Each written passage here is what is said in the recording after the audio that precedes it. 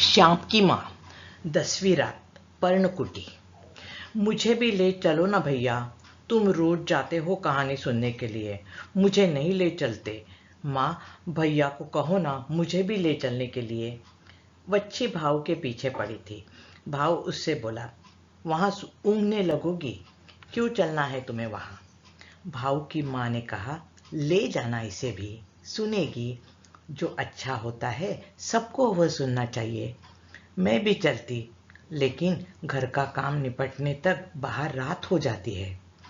बच्ची स्नेहिल भाव से बात कर अपने भाई के दिल को पिघलाना चाहती थी। बोली, पड़ोस वाली भीमी जाती है, वह हंसी जाती है, हरनी को भी उसका भाई ले जाता है।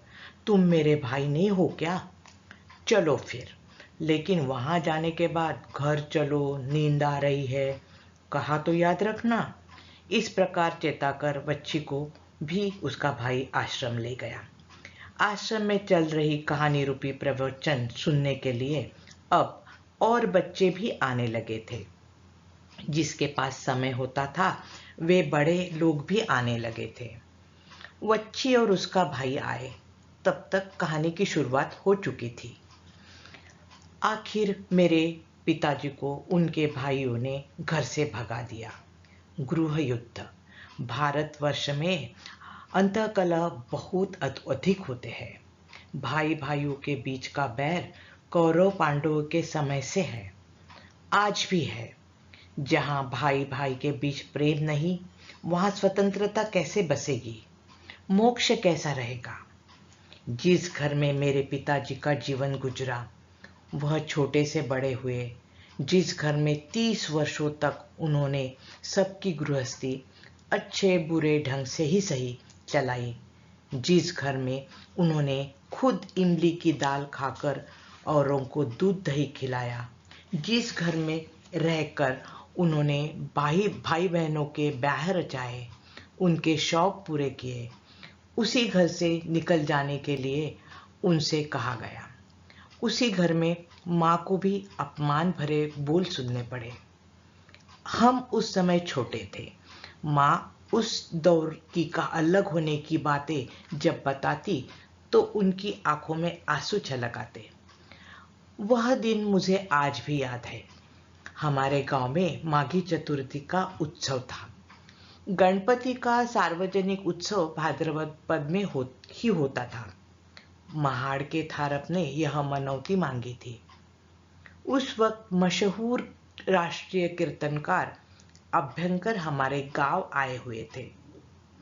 उत्सव के दौरान उनके कीर्तन होते थे। गांव में सभी लोग कीर्तन सुनने जाते थे। उस रात हमें कीर्तन सुनने के लिए नहीं जाने दिया गया। हम सो गए थे। रात को 9-10 के आसपास माँ ने हमें जगाया। मेरे माता पिता उस वक्त घर से निकले। माँ की आंखों में आंसू बह रहे थे।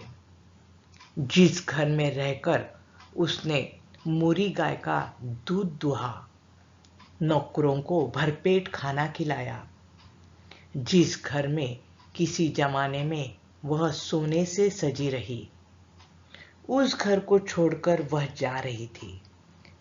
दिन में निकल जाने में शर्म आती, इसलिए रात में निकल रहे थे। मेरा छोटा भाई उसकी गोद में था। वह यशवंत से छोटा था। पिताजी आगे निकले, उनके पीछे माँ और मैं चुपचाप चले जा रहे थे। कहाँ जा रहे थे? माँ के मायके जा रहे थे। गांव में ही माँ का मायका था। ननिहाल में उस वक्त कोई नहीं था। नाना नानी उस वक्त बेटे के यहाँ गए हुए थे।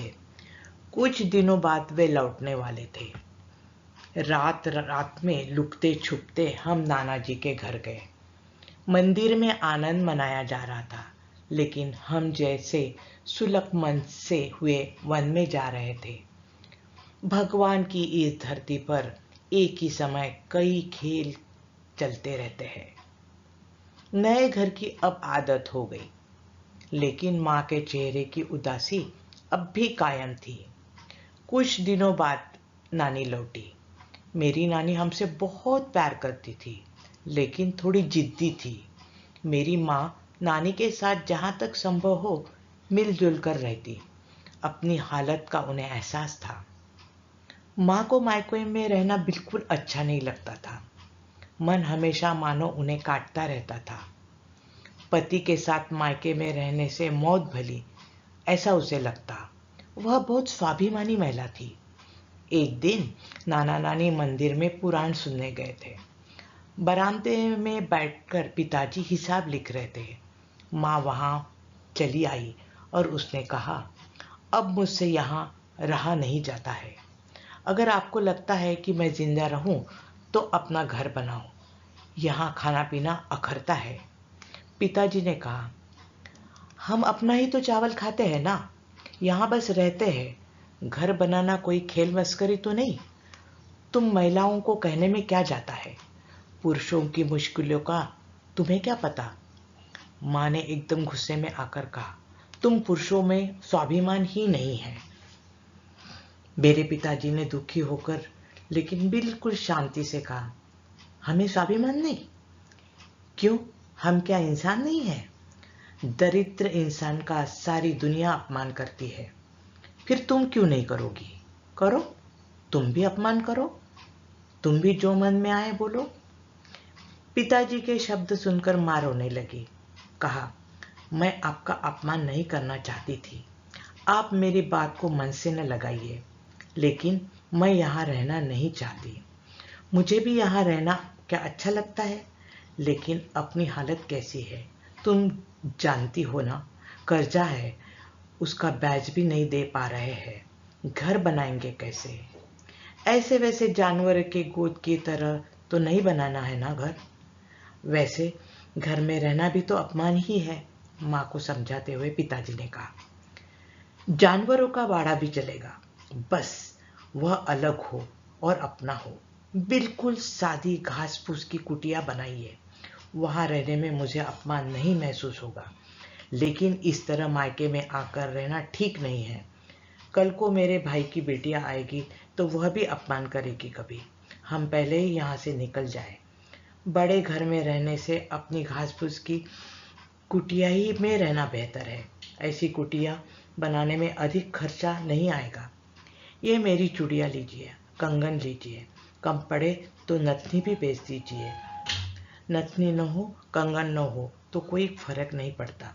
मैं कहाँ किसी के यहाँ जाने वाली हूँ। अपनी आज़ादी ही अपनी शोभा है। माथे पर कुमकुम और गले में मंगलसूत्र, इतना मेरे लिए बहुत हुआ। आज़ादी गवाकर यह नथनी और कंगन मुझे नहीं चाहिए। इस तरह कहकर माँ ने सचमुच नथनी और कंगन पिताजी के सामने रख दिए। पिताजी हक्के पक्के रह गए। उन्होंने माँ को आश्वासन दिया, तुम्हें इतना बुरा लगता है, यह मुझे पता नहीं था। मैं जल्दी ही छोटा सा घर बनाऊंगा। मेरी माँ बताती है कि आज़ादी पाने के लिए अलंकार त्याग दो। आज़ादी का साज श्रृंगार ही सबसे अधिक शोभादायी और मूल्यवान श्रृंगार होता है। हमारे हिस्से में आई थोड़ी सी जमीन पर कुटिया बनाने का काम शुरू हुआ। मिट्टी के दीवारें थी, कच्ची ईंटों से, कोकण में जिन्हें मापे कहते हैं। मापे ईंटों से थोड़े बड़े होते हैं। मापों की दीवारें बन गई, घास का छप्पर छपाया, जमीन समतल बनाई। अक्षय तीज की मुहूर्त पर घर में प्रवेश करना तय हुआ। माँ को बुरा लग रहा था और अच्छा भी लग रहा था। उसके सामने पड़ोस में जेठ देवरों के बड़े बड़े घर और बंगले थे और अपना छोटा सा घास के छप्पर वाला घर। फिर वह अपने आप से कहती, जो भी हो, यह अलग घर है और यहाँ मैं मालकिन हूँ। यहाँ से मुझे कोई हटो नहीं कह सकता। कुटियानुमा घर की वास्तु शांति की गई। पहले घर में भगवान को ले जाकर रखा गया, फिर सामान ले जाया गया। माँ ने नारियल के घाटले बनाए थे। अवसर मनाना था। पूरा दिन हड़बड़ी में गया। पिताजी लोगों से कह रहे थे, फिलहाल के लिए बनाया है, आगे बड़ा बनाएंगे। लेकिन माँ हमें बताती, अब इनसे बड़ा घर कब और कैसे बनाया जाएगा। मुझे अब भगवान के पास जाने के बाद ही बड़ा घर मिलेगा। हालांकि यह कुटिया ही मेरा स्वर्ग है, क्योंकि मैं यहाँ आज़ाद हूँ। यहाँ किसी के उपकार का बोझ नहीं है। यहाँ खाई नून रोटी भी अमृत की तरह स्वाद देगी। औरों के घर की खीर पूड़ी मुझे नहीं चाहिए। उस रात को हम आंगन में बैठे थे। आकाश में तारे चमक रहे थे। चंद्रमा कब का अस्त हो चुका था। माँ को बहुत अच्छा लग रहा था। धन्यता महसूस हो रही थी। घर छोटा था, लेकिन घर के आगे और पीछे आंगन था। आंगन ही मानो असली घर था। माँ ने कहा, श्याम, नया घर क्या तुम्हें अच्छा लगा?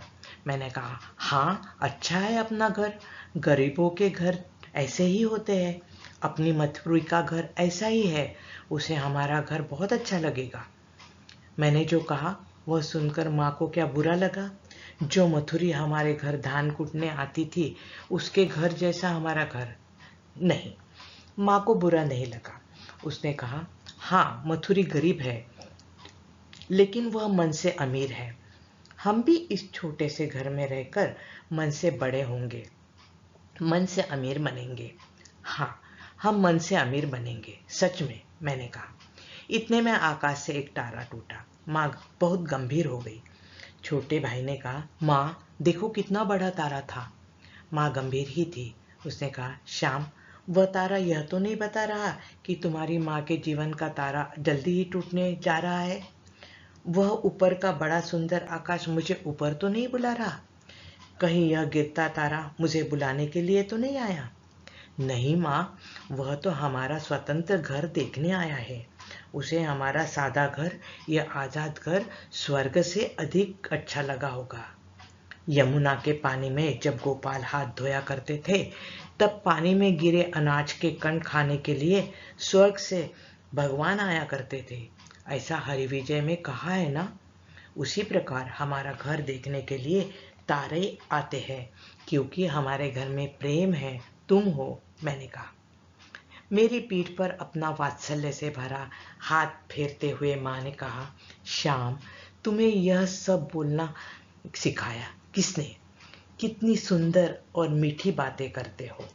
सच, हमारा यह सादा व सुंदर घर तारों को भी अच्छा लगेगा, सबको अच्छा लगेगा।